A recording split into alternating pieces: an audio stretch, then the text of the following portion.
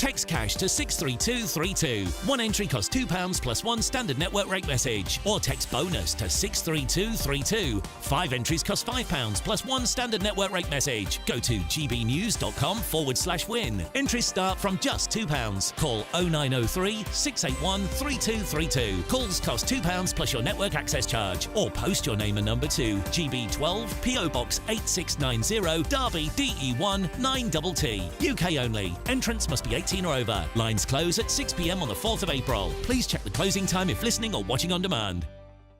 Good Afternoon Britain isn't just about us. The wonderful thing about this programme is it's about everyone watching. It's an interactive programme. Well, there absolutely is something to see here, and we're going to be talking about it more. Whether it's breaking royal news, please bring us up to date, or indeed a particularly punchy speech in the House of Commons. Very, very curious. We bring it to you live, and then we bring you live reaction as well. That's Good Afternoon Britain, weekdays from midday. Only on GB News, the People's Channel, Britain's news channel.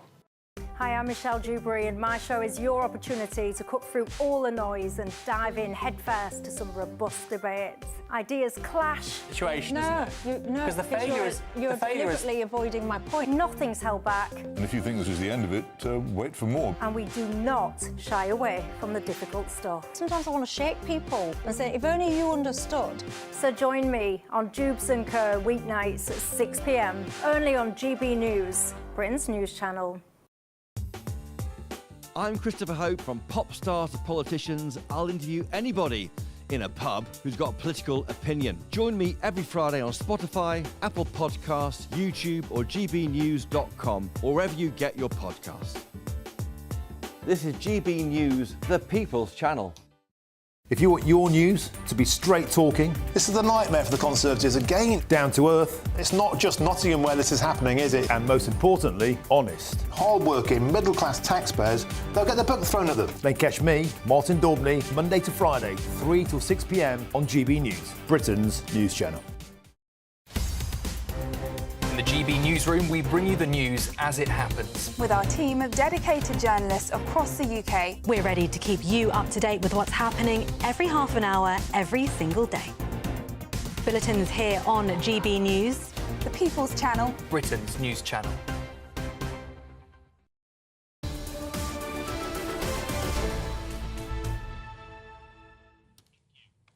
Welcome back to PMQs. Today we're just looking at some of your questions coming in here. Here we go. This one caught my eye. Dubbing Needle, I presume it's not your real name, said, what is the purpose of Prime Minister's questions when it's a staged question and answer exercise? So many of the questions from the Prime Minister's own side, and most of the questions come from the Prime Minister's own side because they've got over 400 MPs, they will be what we call planted questions. The whips who are in charge of discipline tell them what to ask. However, to be fair, they don't know what the Leader of the Opposition is going to ask. Normally not very good questions, it has to be said, in Kevin Badenoch's case, or what Tory, Liberal, Democrats are going to ask. And they do have to be across a very wide brief, because the question could be anything, from any subject. Yeah, absolutely. And I think it does show you a lot of the character of the leader and whether... And actually, not that many world leaders are exposed to the same level of exposure in a chamber every week for half an hour. And scrutiny. It used to be, when Blair changed it, it used to be twice a week. Tuesday and Thursday, but when Blair came in, he made it once a week for half an hour because they spend an enormous amount of time preparing for it. Yeah, we're looking at Bridget Phillipson there, Education Secretary. Who's one of our least favourite ministers. Yeah, I'd have a few questions for her, to be honest. Here we go. Degzy has said, my Prime Minister's question would be, what is your time limit on smashing the gangs? And do you know how many gangs there are to smash? Or have you abandoned that pledge to the British public? They certainly don't seem to be doing anything about it. This is, of course, talking about the small boats that are flooding across the Channel in, frankly, record numbers. It's going to be a record total this year. Yeah. And, of course, Labour kept saying, we'll smash the gangs, we'll smash the gangs. Did they not think the last Tory shower tried to smash the gangs? No. Of course they did. Graham says, my question for PMQs would be, in an effort to save money, is it this government's idea to kill off pensioners and disabled people ASAP? That's the only reason I can think of for this Labour's callous attack on the elderly and genuinely sick. He says, I'm not including those who are a bit fed up. We are all fed up, he says, from Yorkshire. Thank you, Graham. Keep your messages coming in here because, of course, Gloria and Tom will be having guests in the studio with them after PMQs. And I wonder what Kemi Badenoch will go on today, the Leader of the Opposition, because she gets to ask 6 questions. It could be benefits, it could be downgrading GCSEs. The Prime Minister is now speaking. Progress that President Trump had made with Russia towards a ceasefire, and I took the opportunity to reaffirm our unwavering support to the people of Ukraine. Mr. Speaker, I'm deeply concerned about the resumption of Israeli military action in Gaza. The images of parents carrying their children, young children, to hospitals have emerged over the last few days are truly shocking, alongside the sheer number of people who've been killed. And we will do all that we can to ensure the resumption of the ceasefire, to get the remaining hostages out and to get aid that's desperately needed in. Mr. Speaker, the whole House will want to celebrate the extraordinary life of Group Captain John Paddy Hemingway, the last known pilot of the Battle of Britain. The courage of his generation, the fearlessness, sense of duty and service secured our freedom, and we will never forget them. Mr. Speaker, this morning I had meetings with ministerial colleagues and others. In addition to my duties in this House, I shall have further such meetings later today. Alberto Costa. Thank you, Mr. Speaker. Brain tumours kill more children and those under the age of 40 than any other cancer. Mr. Speaker, from time to time, all of us get constituents in our surgeries that tell us stories which really get to us and twang on the heart. Mr. Speaker, last Friday, Laura attended my Sharnford constituency. She told me of the tragic death of her 6-year-old, energetic, loving son, Talon, from a brain tumour. All that she asked, Mr. Speaker, is that I raise this matter nationally, and I'm doing that now. But I'd like to go one step further. Would the Prime Minister agree to arrange a meeting for Laura and the brain tumour support group known as Angel Mums to meet with the relevant healthcare minister to discuss brain tumour research? Prime Minister. I thank him for doing what he was asked to do, which is raising this case here. The loss of a child is simply unbearable, and I think most of us, including myself, simply wouldn't know how we would be able to react. And I think the whole House will want to send its deepest condolences to Laura and to all of Talon's family and friends. I will happily make sure that the meeting that he requests takes place, so we can reassure that we are committed to supporting life-saving and life-improving research and doing all we can to improve how we prevent, detect, manage and treat cancer. Thank you. Andrew Peck. Thank you, Mr. Speaker. Like many people in Peterborough, I am passionate about tackling low pay and insecure work, especially for young people. Next month, many of my constituents will receive a welcome boost in their pay packets due to the increase in the national minimum wage. Can I thank the Prime Minister for ignoring the voices on the opposite benches and continue to oppose our plans to make work pay? And can I urge him to go further and faster in delivering our plan for change for working people? Well, I thank him. He's a superb job for Peterborough, and we're proud that our employment rights bill is tackling the cost of insecure work, and we're delivering that pay rise for 3 million of the lowest paid. We know the Leader of the Opposition opposes all that. She thinks the minimum wage is a burden and that maternity pay is excessive. It's the same old Tories. They opposed the minimum wage in the first place. They've learned absolutely nothing. Kemi Beryl. Mr. Speaker, the Chancellor claimed that her budget was a once-in-a-Parliament reset. So why are we having an emergency budget next week?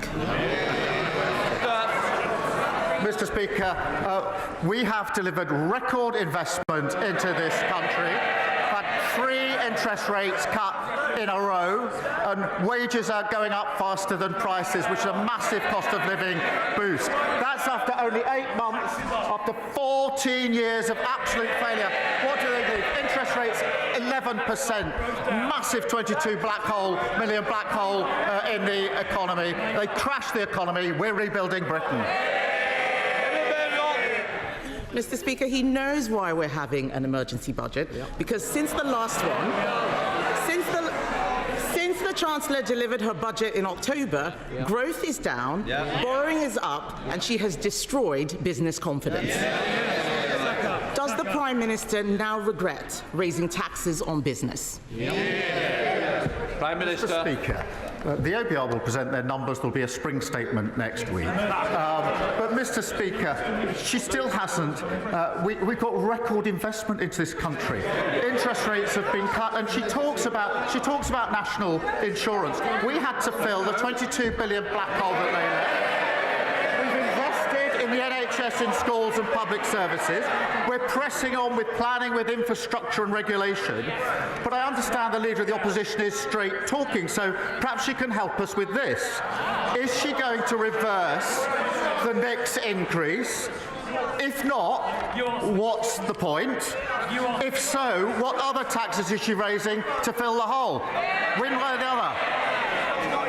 You're in government. Speaker, the only black hole is the one that he is digging. He's shown absolutely no regret, but everybody knows the Chancellor has made a mistake. That is why they're having an emergency budget. Later today, Conservatives will vote to exempt hospices, pharmacies and care providers from her national insurance rise. Will he, at the very least, support exempting these vulnerable services from his jobs tax? Prime Minister. I noticed she didn't say they're going to reverse the national insurance rises. It's exactly what she wants all the benefits, but they can't say how they're going to pay them.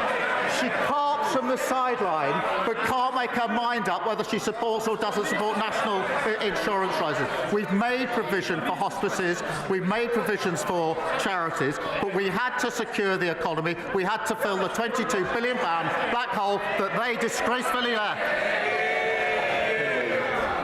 Mr. Speaker, he hasn't made these provisions. He keeps talking about budget benefits. Unemployment is not a benefit. Businesses closing are not benefits. I asked him whether he would exempt hospices, even children's hospices, from the jobs tax. He did not answer that question.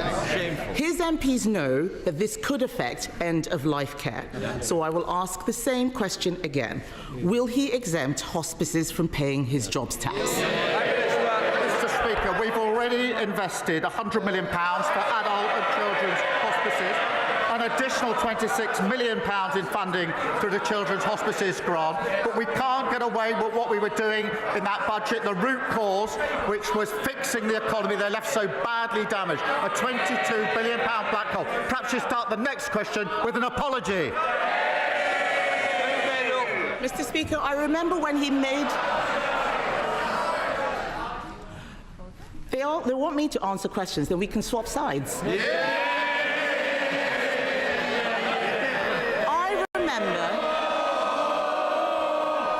I remember when he made that announcement. He's forgotten, because the money he's referring to for hospices is for buildings. It is not for the salaries hit by the jobs tax. As St. Helena Hospice in Colchester said, we cannot use this funding for salaries, which is where we need urgent help. Why is the Prime Minister not listening to hospices? Mr. Speaker, I've already set out the position in relation to hospices. She says that she wants to swap sides. I mean, heaven forbid. After 14 years of breaking everything, we're getting on with the job of fixing it, and all she can do is carp from the sidelines with absolutely no policy. Mr. Speaker, winter fuel payments have been snatched. The jobs tax is hammering everyone from business to charities. The Chancellor promised a once-in-a-Parliament budget that she would not come back for more. And in that budget, she said there will be no extension of the freeze in income tax thresholds. Ahead of the emergency budget, will he repeat? Mr. Speaker, ahead of the emergency budget, will he repeat the commitment that she made? Prime Minister. Mr. Speaker, she's got such prescriptive questions, she can't actually adapt them to the answers that I'm giving. I mean, Mr. Speaker, I think she now calls herself a Conservative realist. Well, I I'm realistic about the Conservatives. The reality is they left open borders and she was the cheerleader. They crashed the economy, mortgages went through the roof, the NHS was left on its knees, and they hollowed out the armed forces. This government has already delivered 2 million extra NHS appointments, 750 breakfast clubs, record returns of people who shouldn't be here, and a fully funded increase in our defence spending. That is the difference that a Labour government makes. Thank you, Mr. Speaker. A lady came to see me recently who needed help. She had a disability. It meant that her children have to help her cut up her food. They have to help her wash beneath the waist. They have to supervise her as she goes to the toilet. Under the Tory welfare system, we were able to get that lady on PIP. Under the Prime Minister's new proposed system, she will get zero, nothing. And after 14 years of the Tory government, and many of us wanting to see the back of them, can the Prime Minister answer one question? What was the point if Labour are going to do this? Prime Minister. Mr. Speaker, I've lived with the impact of a disability in our family through my mother and brother all my life. I do understand the human impact of this, but the current system is morally and economically indefensible, and we're right to reform it, and nobody should be defending the broken status quo. We are proceeding on three principles: that if you can work, you should work. If you need help into work, the state should help you, not hinder you. And if you can never work, you must be supported and protected. They are the right principles, but we can't leave the current system as it is. Leader of the Liberal Democrats, Sir Ed Davey. Can I associate myself with the Prime Minister's remarks on Ukraine and Gaza? And can I also pay tribute to Group Captain John Paddy Hemingway and all our heroes from the Battle of Britain? I know that members across this House will, like me, have heard from GPs, dentists, community pharmacists and care homes who are all deeply worried about the impact of the national insurance rise on the services they provide to patients. That's why the House of Lords passed a Liberal Democrat amendment to exempt NHS and care providers. That amendment comes before this House this afternoon, but we're hearing worrying reports that the Prime Minister will order Labour MPs to vote against it. Will the Prime Minister reassure this House and patients across the country that these reports are not true? Prime Minister. Can I start by pointing out that because of the changes we made at that budget, we were able to put record amounts of money into our National Health Service, and vitally important that we did so. And it isn't right to simply oppose the measures we had to take to raise the money and at the same time say, as the Honourable Gentleman does, that he wants the benefits of the increase in funding to the NHS. The two can't sit together. We have already invested an additional £3.7 billion of funding into social care, including £880 million to increase the social care grant. So we are taking steps, but the basic point remains, which is we can't make the investment into the NHS if we don't raise the money. And you can't simply oppose any raising of money and at the same time welcome the money into the NHS. Sir Ed Davey. Disappointed by that reply, and I hope he and the Chancellor will think about taking money from the NHS ahead of the spring statement and reverse it. Now, Mr. Speaker, I'd like to turn to the issue of illegal hair coursing. Criminal gangs are terrorising rural communities across our country, from Cambridgeshire to Devon, from Oxfordshire to Wiltshire. Men in balaclavas are threatening and abusing farmers as these criminals tear across their fields in 4x4s. There's no way to speak about the Prime Minister. Farmers are warning that it's only a matter of time before someone is killed. So does the Prime Minister agree with me that we must act urgently against this appalling criminality? And will he back our calls for a comprehensive rural crime strategy so we can not just stamp out hair coursing, but keep our rural communities safe from all crime? Prime Minister. Well, I'm grateful to him for raising this important issue, and it is a matter of deep concern. We've already developing a rural crime strategy, but we'll happily work with him and others to develop it further. Lawrence Turner. Northfield are deeply concerned about the scourge of knife crime, and I pay tribute to the professionalism of West Midlands Police for their response to these horrendous attacks. But there are still 1,200 fewer police officers and PCSOs in the force than in 2010. A new bid has been submitted to the Home Office for 150 more officers. Will he look at this issue so that the police can do more to keep our streets secure and safe? Prime Minister. Well, can I join him in commending the West Midlands Police for keeping his community safe? We are doubling our investment to £200 million towards the recruitment of 13,000 neighbourhood police, giving every community a named officer to help tackle violent crime. And we're currently working through bids with forces to ensure that we do so, and I'll make sure he gets a meeting with the relevant policing minister to discuss. Conor Denyer. Mr. Speaker, we have a deeply unfair, unequal economic system where vast numbers of people are struggling, yet billionaires are getting richer and richer. Does the Prime Minister really think that the way to tackle this is to put the onus onto older people, children, and now sick and disabled people, rather than on the shoulders of the super rich with a wealth tax, those people who could most easily afford to pay? And if the Prime Minister uses the phrase difficult choices in his answer, please will he specify difficult choices for whom? Well, Prime Minister. Mr. Speaker, we do have a proportional tax system, and we have raised tax on the wealthiest under this government. But her advice would count for a bit more if their manifesto hadn't been a recipe for £80 billion of extra borrowing. That is to do exactly what Liz Truss did to the economy, and that doesn't help any of the people that she's claiming to support. Mr. Speaker, I welcome the government's ambitious growth plans for Oxford-Cambridge Arc, which promises to reverse years of decline and transform the eastern region by driving prosperity, creating jobs, and delivering much-needed housing.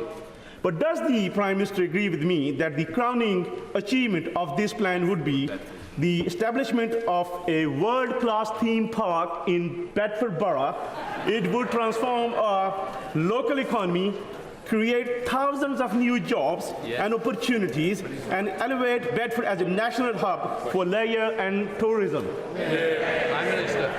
Well, he's right to raise this important project, which we are working for, and it's vital that we do unleash the potential of the Oxford-Cambridge corridor and, of course, Bedford, by generating growth, jobs and opportunities. And we're doing that by speeding up the delivery of new infrastructure projects, slashing red tape and getting Britain building. Thank you, Mr. Speaker. Many of my constituents have approached me about the inadequate treatment of young people's eating disorders. This year, despite a 30% increase in referrals, the majority of ICBs have cut real-term funding. Currently, as I've seen in my own family and my weekly surgeries, those who reach out for treatment are told, in effect, come back when you're thinner, increasing both the human and financial costs of treatment. Does the Prime Minister agree timely intervention is critical, and will he meet with me to discuss how we fund it? Prime Minister. Well, he's right. Too many people with eating disorders are not getting the treatment that they need. The NHS is expanding eating disorder treatment services with a focus on accessing treatment earlier and closer to home. And we're also providing access to specialist mental health professionals in every school, and I'll make sure that he's kept updated. Paul Davies. Thank you, Mr Speaker. Labour's flagship crime and policing bill is designed to tackle the rise in antisocial behaviour, theft and shoplifting that has occurred under the Tories.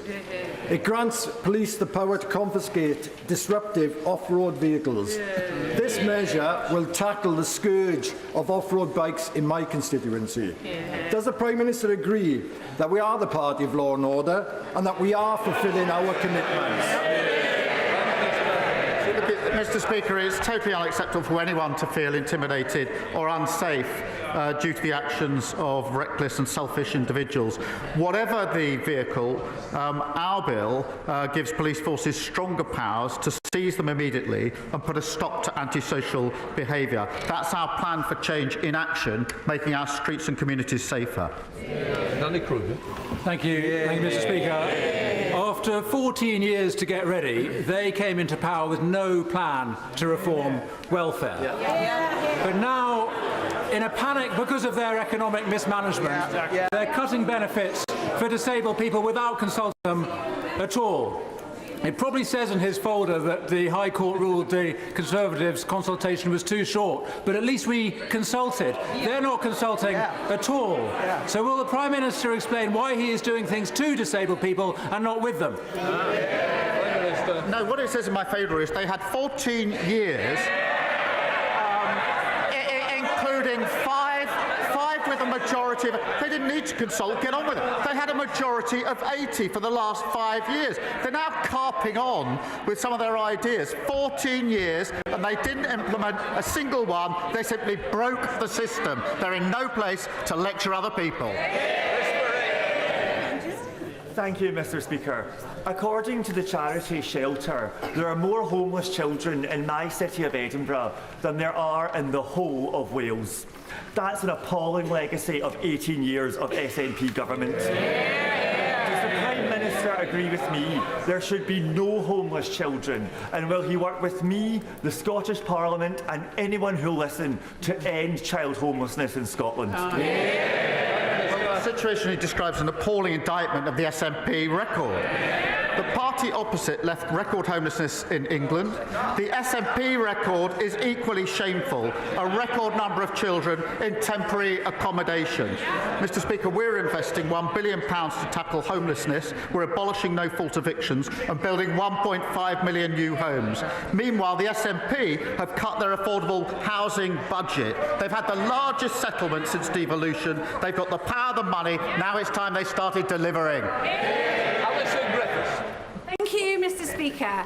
This morning I received an email from Santander informing me that both the Bognor Regis and the Rustlington branches in my constituency are set to close, with 4 other bank branches shutting across the constituency in 2023 alone. The most vulnerable members of our society are being gradually cut off from essential banking services. Small cash-based businesses will also struggle to deposit their takings, faced with the added burden of travelling to Chichester or Worthing, making it even harder for them to operate. So what decisive action is the Prime Minister taking to guarantee that people and businesses in my constituency and across the country are not left without access to cash and vital banking services? Mr Speaker, we are rolling out 350 banking hubs across all communities, and I'll happily arrange for her to have a meeting with the Minister to discuss how that might affect her constituency. Mr Speaker, thank you very much. Firstly, I welcome the Prime Minister's announcement of £200 million from the National Wealth Fund for the industrial future of Grangemouth. But today, I want to ask specifically about the workers facing redundancy. Given the assurances from the Prime Minister on the 18th of February and repeated by Anna Sarwar, the Scottish Labour leader, as recently as the 4th of March, can the Prime Minister confirm that the guarantee given on 18 months pay protection for all of those workers losing their jobs due to the Grangemouth refinery closure will be honoured, including those shared services workers, and say how the payment can be claimed by all those affected. Prime Minister. Well, Mr. Speaker, Petroenius have said that every employee made redundant will get 18 months full pay.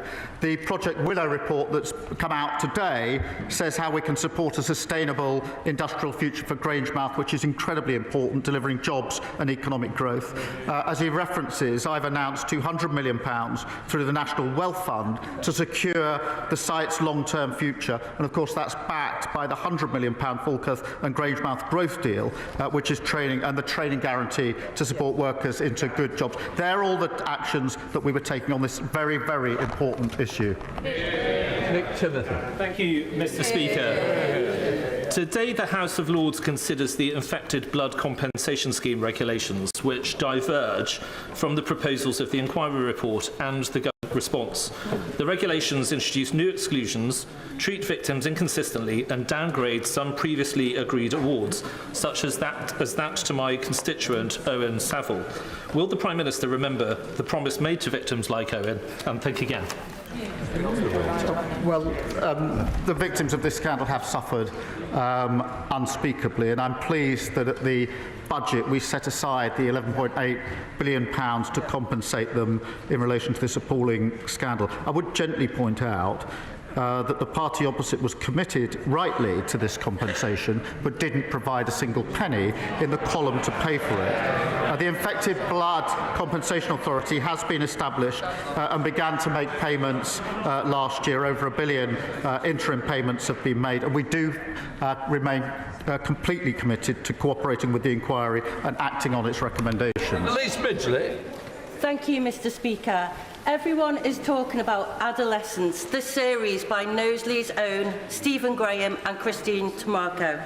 It highlights online male radicalisation and violence against girls.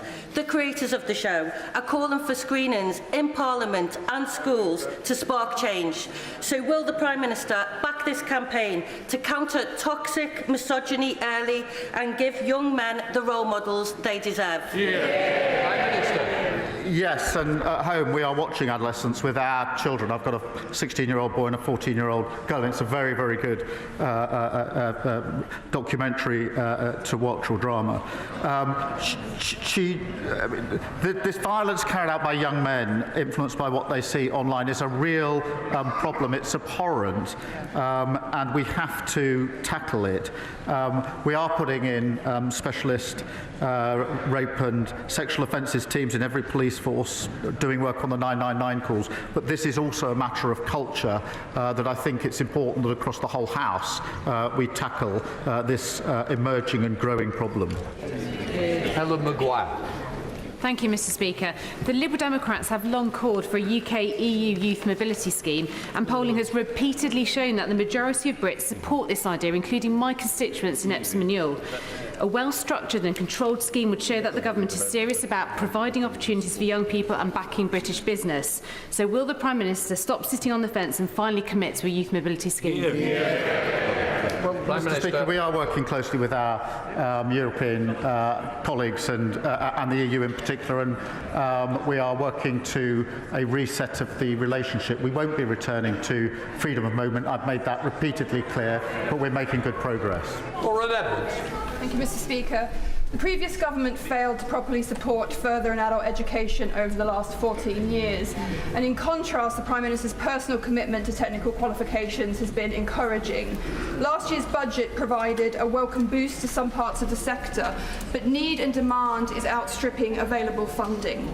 Skills are crucial to the government meeting its missions to deliver economic growth, build 1.5 million homes, and to transition to a green economy. Can the Prime Minister provide reassurance that the funding model will be reviewed so that we won't see colleges having to turn people away who want to gain the skills that our country so desperately needs? Prime Minister. Well, she's right. Further education plays a critical role in giving young people the skills and confidence that they need, and of course the training we need for the future. We are investing £400 million on education for 16 to 19-year-olds this year, and our levy-funded growth and skills offer will create jobs in key industries, and I'll ensure I can assure her that the funding will deliver enough places for young people. John Cooper. Mr. Speaker, thank you. Large spending announcements for defence would make you think that Britain is marching us to war, but the MOD is bimbling along with procurement systems better designed for peacetime. Will the Prime Minister use his good offices to bring British industry into this fight, and quickly? Prime Minister. Yes, but they did leave a bit of a mess that we are clearing up, having hollowed out our armed forces and having not made the necessary investment that we needed in our defence. We've announced the largest sustained increase since the Cold War of 2.5% by 2027 and 3% in the next Parliament, subject to economic circumstances. So yes, we are getting on with the job and clearing up the mess that they left. Thank you, Mr. Speaker. My constituency, Stratford and Bow, has the greatest number of high-rise buildings with dangerous cladding in the country. On Friday, I visited Stratford Fire Station. Our brilliant local firefighters told me that 77 high-rise buildings in Newham and 165 high-rise buildings in Tower Hamlets are covered in hazardous materials, many of them deemed unsafe. Thousands of my constituents have been calling for justice for years. Can the Prime Minister tell me what the government is doing to ensure that private developers are held to account for the dangerous cladding on the high-rises that they have built? Prime Minister. Well, she's right. Remediation has been far too slow, and everybody deserves a safe and secure home. We've signed a contract with 54 major developers who will pay for or fix over 1,700 buildings, and we're accelerating that progress. We will take tough action against those who evade their responsibilities. We will recover taxpayers' funds and make sure those responsible pay up and fix unsafe buildings quickly. Lee Anderson. Thank you, Mr. Speaker. I come to this chamber, Mr. Speaker, every week to ask sensible questions. And I expect sensible answers, but all I get is glazed expressions and waffle from the opposite benches. So I'm going to Mr. Speaker, I want to ask the Prime Minister a very simple question on behalf of all the net zero sceptics. If we became net zero tomorrow, by how much would it reduce the Earth's temperature by? Simple question. Minister. Mr. Speaker, net zero is of course not easy, but it's a huge opportunity to boost our growth, our jobs and our economy. And so he knows my views on that. But you know, he complains that our better ideas if they stop fawning over Putin. The member for Clacton wants to be Prime Minister. He can't even lead a party that fits in the back of a taxi. Anna Dixon. Thank you, Mr. Speaker. 1 in 5 disabled people in social housing and 1 in 3 disabled private renters live in inaccessible housing. One of my constituents with severe fibromyalgia and PTSD lives on a first-floor flat with no lift access. As we build the 1.5 million new homes that this country needs, will the Prime Minister ensure that they are built to be accessible and adaptable so disabled and older people can live independently for generations to come? She's right, everybody needs to be able to access a home that is suitable for them and meets their needs. The planning rules, Mr. Speaker, already mean councils must consider the needs of disabled people when planning new homes. We will go further, setting out our policies on accessible new homes very shortly, and we're boosting the Disabled Facilities Grant by £172 million, helping more people make vital improvements and live independent lives. Lee Dillon. Thank you, Mr. Speaker. Despite Ukraine being the victim in Russia's illegal aggression, President Zelensky has shown leadership to his people by committing to the US plans for a ceasefire. However, it's clear that Putin is playing for time and still carrying out daily attacks on Ukrainian people. So, Prime Minister, is now not the time to take those frozen Russian assets, to seize them, to give them to the Ukrainian people, to strengthen their hand at the negotiating table and to punish Russian aggression? Minister. Well, on both points, I spoke to President Zelensky last night following the discussions yesterday to discuss the way forward. On the wider question of the assets, look, it's complicated, but we're working with others to see what is possible, but it isn't straightforward. Ewan Steinback. Mr Speaker, the release of Project Willow today is a step forward in securing good jobs and an industrial future for Grangemouth. However, the Government needs to work at pace to ensure the recommendations in Willow are acted upon. Can the Prime Minister outline what steps he will be taking to ensure barriers to a rapid transition at Grangemouth are removed and investment is progressed as quickly as possible? Well, I'm very grateful for him for raising Grangemouth again the second time in this session, and that's because it's centrally important. He'll have heard what I had to say about the projects that we're looking at to ensure the long-term future of Grangemouth, the interim measures that are being taken, and of course the £200 million of the Wealth Fund that I announced just a few weeks ago. Sir John Hayes. Thank you, Mr Speaker. Prime Minister and I disagree about much. The family farm tax, the NI jobs tax and the cut in winter fuel payments, but we surely agree that the common good is built on public order. Crossbows in the hands of killers cost lives. They cost the lives of 3 innocent women last year. Now, the previous government launched a consultation over a year ago on the regulation of crossbows, their sale and use, and we've heard nothing since. They are as powerful as guns, as silent as knives. Will the Prime Minister agree for one of his ministers to come to the House before Easter to give us a clear instruction about what the government intends to do before any more lives are lost? Well, I thank him for raising this, and he's right to do so. It's a shocking issue, and the case he refers to is a truly shocking case. I think that's agreed across the House. We are working on this, and I'll make sure that he gets an update to ensure that he's across the detail of what we're doing. Final question, Diane Abbott.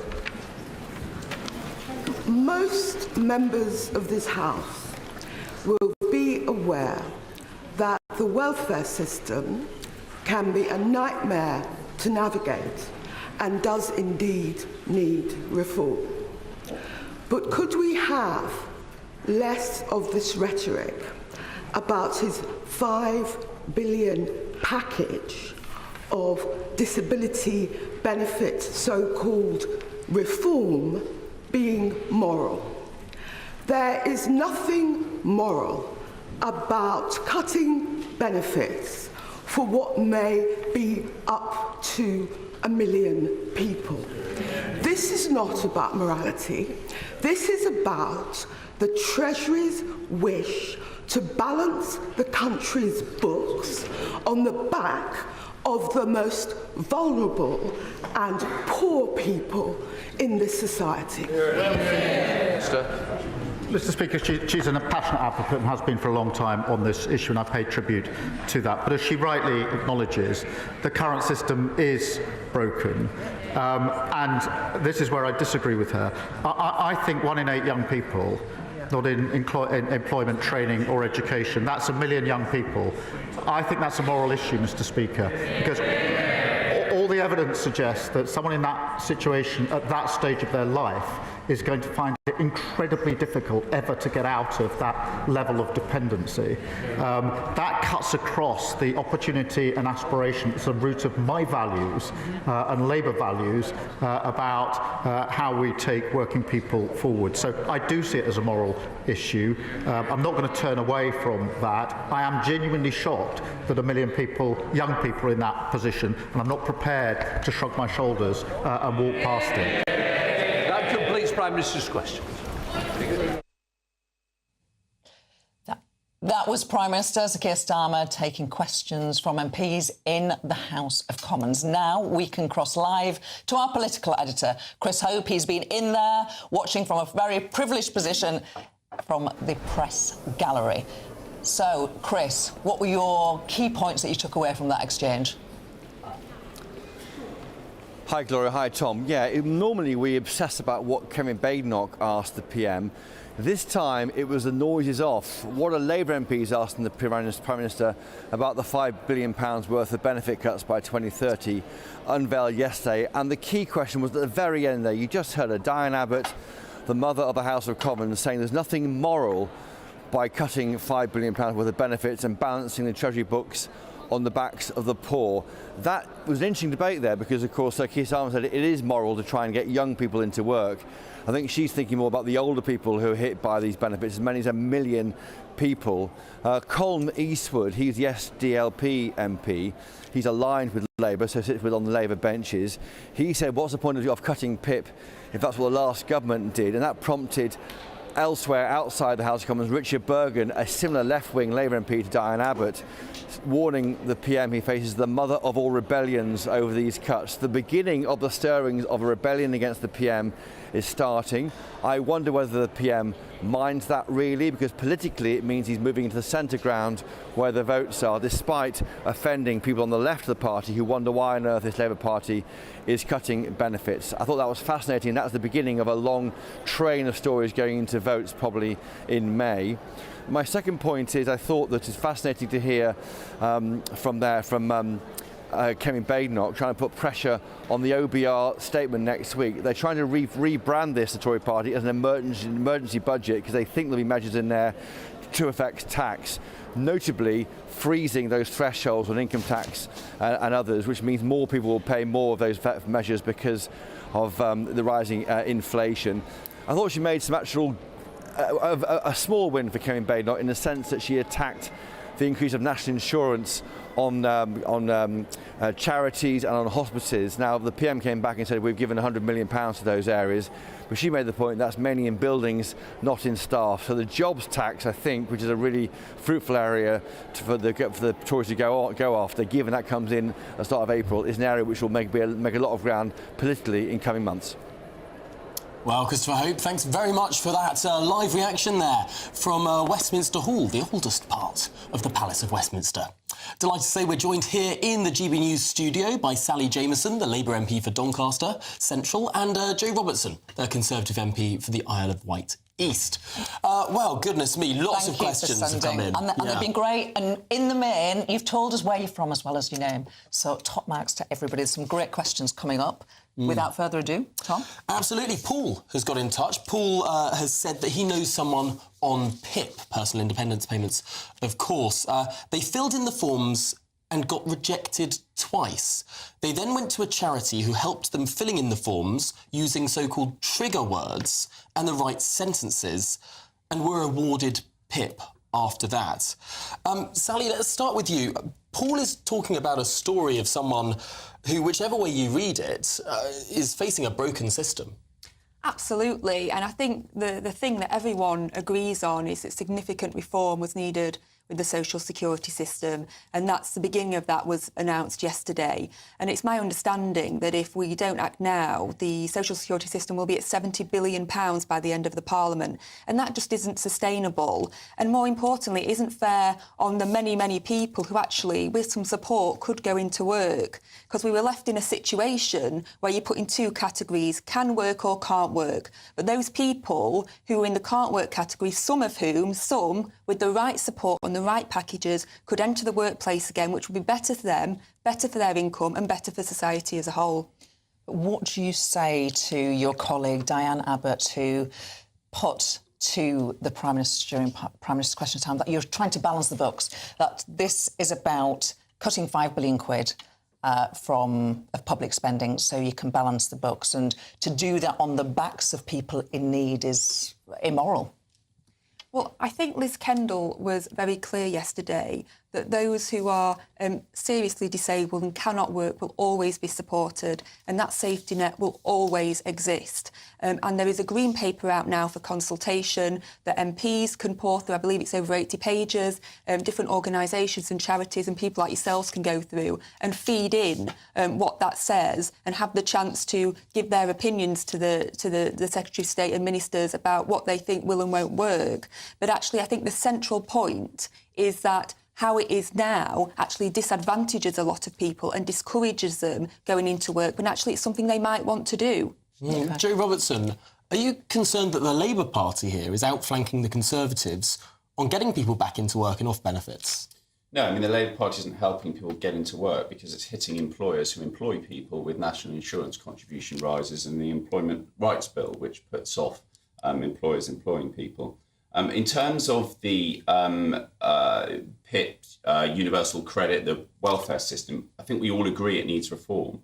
But what the government announced yesterday wasn't reform. It's stripping $5 billion out of the system that will hit a mixture of people, including those who are genuinely disabled. The system needs reform.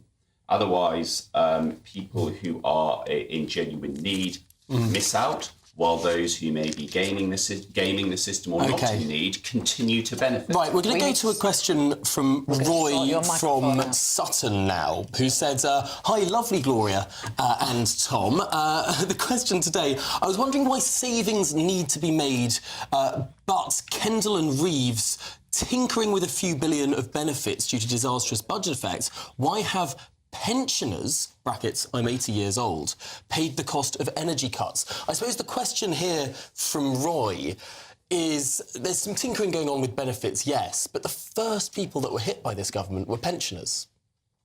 Well, I think that when we came into office, and, you know, this won't be the first time you've heard this, Tom, we inherited an absolute mess. The finances were in a mess, the country was in a mess, and swift action had to be taken to keep our economy on track. And that's what Rachel Reeves did. And there were some difficult decisions made. But actually, in relation to the winter fuel allowance, which I believe is alluding to, what the government did do was give home support fund to local councils to give to people who would need that support the most. So what we did was a more targeted approach of money rather than it being a universal benefit. Joe Robertson from the Conservative Party. Isn't the fact is that you left this ballooning benefit bill? You didn't get people, you know, people who perhaps shouldn't be on that benefit bill. They were claiming you didn't sort it out. You had 14 years. And to be fair to the new government, they're trying to get a grip on this mess that you left. So COVID definitely had an impact, and I think was a driver and a reason that more people became reliant on welfare. But I reject this idea that the government is doing anything about genuine reform. What it's trying to do is a quick fix. We're going to see an emergency budget next week because the Chancellor's stalled the economy, and there is no welfare reform. They are going to punish those who have a genuine disability and fail to capture those who are taking benefits when they don't need to. We need genuine reform, not a quick cash grab, which will harm those.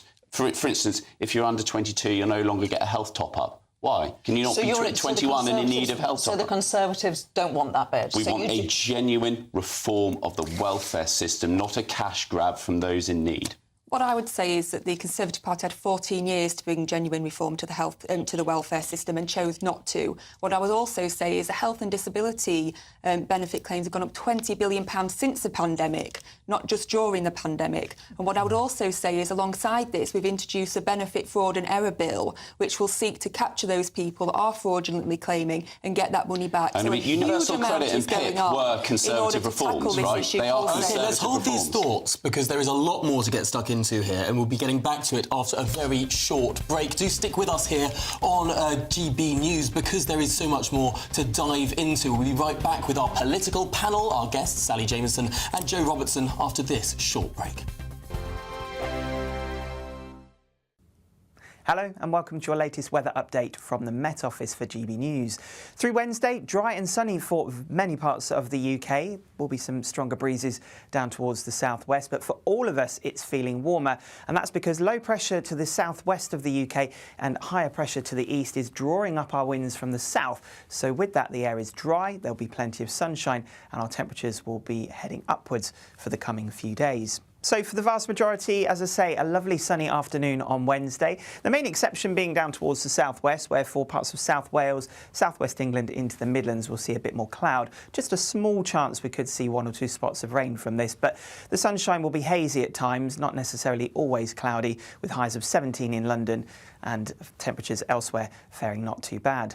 So as we pick up the picture then this evening across Scotland, you can see a lovely end to the day, lots of sunshine around, but those temperatures already starting to slip down under those clear skies. Plenty of fine weather to end the day for Northern Ireland and indeed for Northern England, but you can see the temperatures just dropping as we head into 6 p.m. As we come further south across many parts of Wales, the Midlands, that's where we'll see a bit more in the way of cloud. As I say, 1 or 2 light spots of rain are possible. But that cloud will tend to melt away a little bit as we go through the night. So for many of us, it's a clear night once again.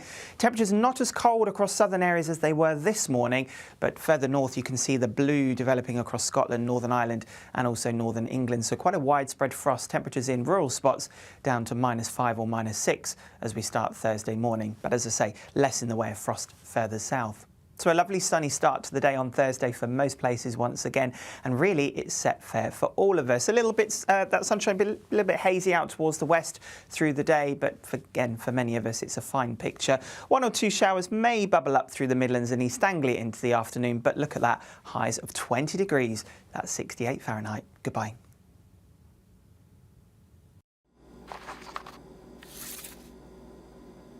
Crash Law 24 sponsors GB News Traffic and Travel Report. The latest GB News Travel.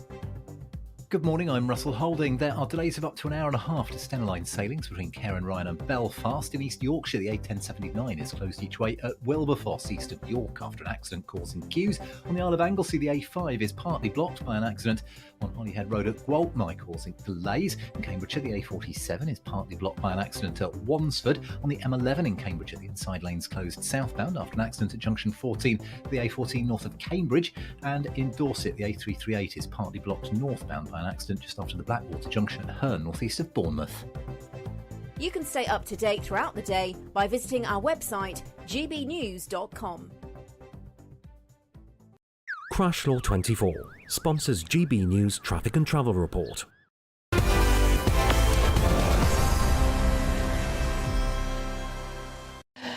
Welcome back to PMQs Live with me, Gloria De Piero, and him, Tom Howard. And we're still joined in the studio by Sally Jameson, the Labour Member of Parliament for Doncaster Central, and Joe Robertson, the Conservative MP for Isle of Wight East. And we've got a question for you, Joe Robertson, and it is from Ed from Maidstone. Yet another poor question session from Kemi today. She desperately needs to inject some passion and aggression into her questioning. She lets Starmer off the hook every week. How do you plead? I thought she did very well today. I thought she actually mixed her style up. I really liked the quick, sharp first question. To put it straight to the Prime Minister. I thought she was quite methodical. I thought she was detailed. I thought there was more content in there. I thought it was a good subject matter. I liked it. I liked it. How are you going to convince Ed? Well... and actually, you know, lots of other people that have left you over the last years. Fewest number of Tory MPs since... Oh, he'll know. Fewest number of Tory MPs, I think, ever. Oh, at least since the Tamworth Manifesto and the founding of the Conservative Party in the 1830s. Are the local elections something you are looking forward to? There's so many questions you're throwing at me. Yes, I'm looking for... In fact, I want local elections on the Isle of Wight in my constituency, but the Labour Party have cancelled them because they're running scared. I want them. Bring it on. Well, there we go. Let's turn to Sally now, because, of course, what Kemi Badenoch was asking about was the costs that are being piled not just on businesses, but also on places like hospices, because of the cost of employment. Ken from Salisbury has written in. He said, Starmer says he's delivered a wage rise for the low-paid, but it's the employer who is delivering the rise, and that will mean higher unemployment, says Ken. It is true, isn't it, that if you keep pushing up low wages, I mean, the money has to come from somewhere, and it comes out of businesses. I mean, I wouldn't say there's evidence to suggest that it's increasing unemployment. And what I would say is that, you know, as a local MP and as someone that was a candidate before the election, when I went to food banks around Doncaster, the volunteers there would tell me that a large chunk of the people attending were in work, and in-work poverty is a massive problem in this country. And so I will not apologise that this Labour government ought to raise the minimum wage to lift people out of poverty and, importantly, to lift children out of poverty. But Keir Starmer couldn't answer Kemi Badenoch in those first questions about the hospices that are now worrying about whether or not they're going to have to let people go. Not just because the minimum wage is going up, but because the tax on employment has gone up. The national insurance that hospices have to pay for the people that work in them, particularly for the lowest paid, that is putting the cost of employment higher and higher and higher.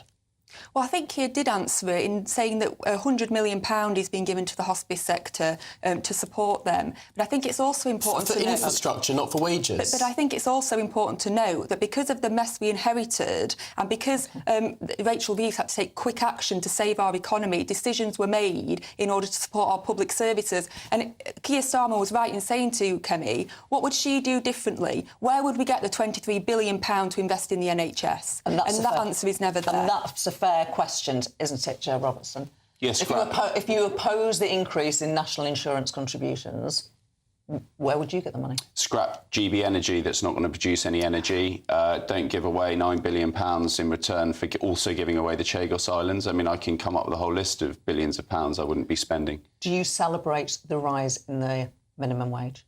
So the problem employers have, it's a triple whammy, right? So, yeah, of course I support minimum wage and minimum wage going up.